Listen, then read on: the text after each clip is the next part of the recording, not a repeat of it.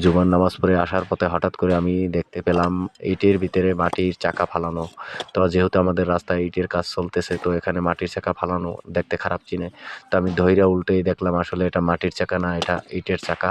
কালারও এরকম, আর এটা ভালো পোড়া হয় নাই, তাই সেই ক্ষেত্রে এটা মাটির চাকার মতো দেখা যাচ্ছে আর মাটির মতো।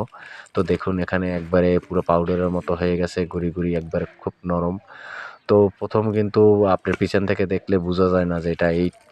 তারপরে উল্টাইয়া দেখতেছি এগুলো না আসলে ইট। তো এইগুলা আমাদের রাস্তায় এগুলো ফালানো হইতেছে, আর এগুলো দিয়ে কাজ চলবে ভবিষ্যতের জন্য। তো আমাদের জন্য সেই জন্য আপনারা সবাই একটু বেশি বেশি দোয়া করবেন, যদি এই রাস্তাটা ভবিষ্যতে কখনো আবার মারা যায়, তাহলে এই রাস্তাটা কে পড়াবে জানাজার, আর কে পড়াবে দোয়া দুরুদ, কে জানে, আল্লাহ জানে। কারণ অলরেডি অনেক কষ্ট হইতেছে এই রাস্তাটার জন্য। তাই আমাদের জন্য দোয়া করবেন, আর রাস্তাটার জন্য দোয়া করবেন যেন এই মরে না যায়। এই যে রাস্তার বাহিরে মাটির চাকা ফালানো, সেটার সাথে ইটের সাথে আমি মিলাবার জন্য চেষ্টা করতেছি, না দেখতেছি আসলে না, আমি যেটা ধারণা করেছি সেটা ভুল। ইট আর মাটি কিছু হইলেও ব্যবধান আছে।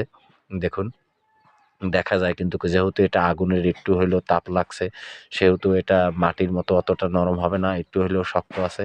হয়তো ভ্যান গাড়ি এর উপর থেকে গেলে এগুলো গুঁড়ি গুঁড়ি হয়ে যাবে, কিন্তু মানুষ হাঁটলে গুঁড়ি গুঁড়ি হবে না, গাড়ি ঘোড়া গেলে রাস্তা থাকবে না।